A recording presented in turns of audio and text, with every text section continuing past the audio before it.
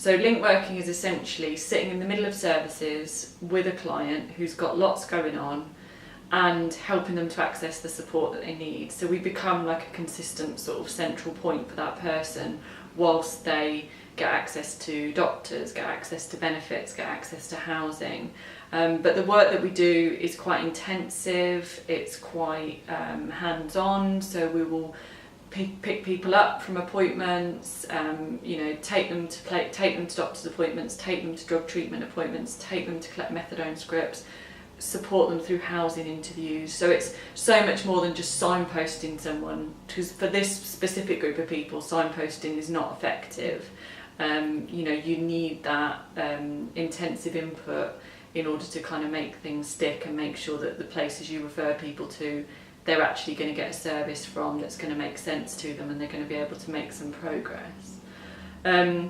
So that's link working, and we tend to work with people for around, on average we say 16 weeks, but there are people that are in our service for 9 months.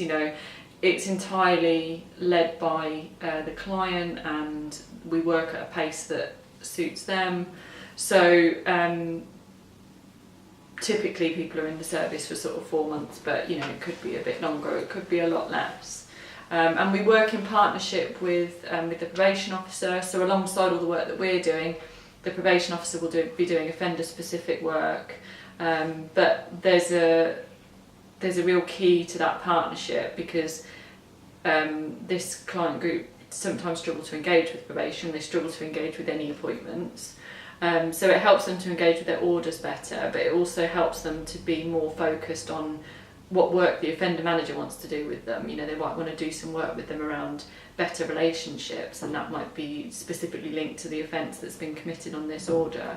But if someone's got nowhere to live, they don't know where they're sleeping that night, or they've got no money to eat, their priority is not going to be doing that work with the offender manager. So this group of people, as well as having complex needs, are also at a really high risk of not completing their probation orders, having to go back to court, and committing other offences as well. So the group of people we work with have a really high likelihood, based on probation assessments, of committing more offences. So they tend to be quite entrenched in offending behaviour, rather than for it just being their first offence. And obviously before P3, we obviously saw offenders regularly for appointments, but then we wouldn't necessarily have the time to be assisting them to make sure they get to all the other appointments they have to go to, doctors or work job centre or whatever.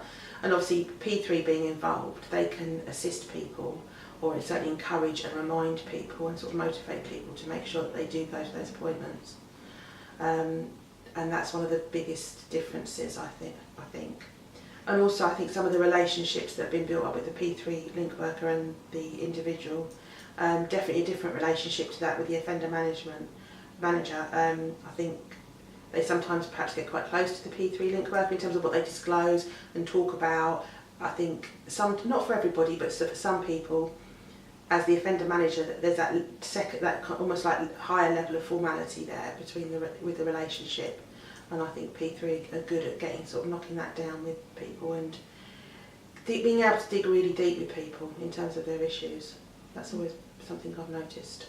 A key to link working, and a key to successful link working, is relationships with partner agencies. So we essentially wouldn't be able to link work if we didn't have relationships with other agencies. So we work really closely with drug treatment providers, with local authority, with healthcare providers, with places like COB, Money Lifeline, places like that. So, and loads of other third sector organisations as well, because we need to know what services exist for our clients within the area we work, so that we can link them in and so that we can get them the best support. So the link workers will bridge that gap, so they will do quite a lot of work around their expectations before going to a service. For example, if we were linking someone in with a drug and alcohol service for alcohol problems, we would probably do like drink diaries and some motivational interviewing work and stuff like that prior to them going. So it's about link working's that little bit extra, because it's recognising that it's no good us just giving someone a leaflet.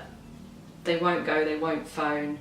You know, our clients have had really negative experiences of services, and there will be so many barriers to them accessing that service, from, you know, fear of failure, or, you know, they've been to the service a few times before and not engaged and they're worried they might be judged, or bumping into peers that they don't want to bump into. There's so many obstacles that this group of clients really need a really tailored, really supportive package in order to get them through the door, and that's the extra bit with link working. But it is entirely reliant on our relationship with other partners, and also our ability to support partner agencies to work with this client group, because they often come with a lot of complexity. So we do support other agencies as well to get the best out of this client group, to find a kind of a common ground really with our clients as well, and just to overcome some of those barriers that I've talked about. So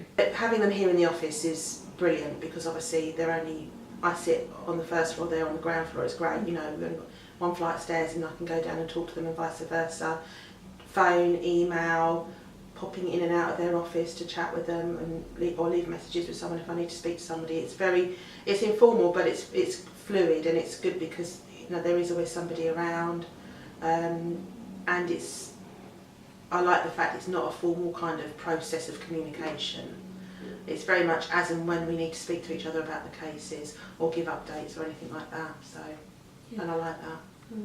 So one of the key benefits of link working is that each client who comes through the service has a dedicated worker, like a trusted adult that they can work with.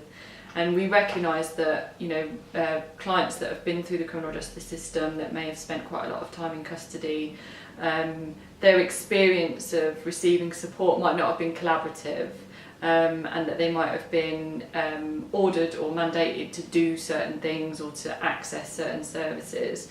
So what's really important to us at P3 is that our relationship that we have with clients is a partnership with them as well, and that it's collaborative, that it's based on what their priorities are, what their hopes and their aspirations are for the future, and that we are driven by that, and that it's a respectful relationship that we have with clients, that they can feel empowered and they can increase in confidence, and that their skills in being able to access services independently is, you know, improved through the work that we do with people. So I think that's a really key part of the difference, and when we talk to clients in consultations, that they talk about that a lot, that the difference in the relationship, the fact that it was collaborative, the fact that they felt like they had control over the process. You know, it wasn't just something that was being done to them or that they were being told to do, and that's quite a unique approach for us to be able to have, and a luxury for us, I suppose, as a support provider within the criminal justice system, to be able to have that. But I do think that's a key to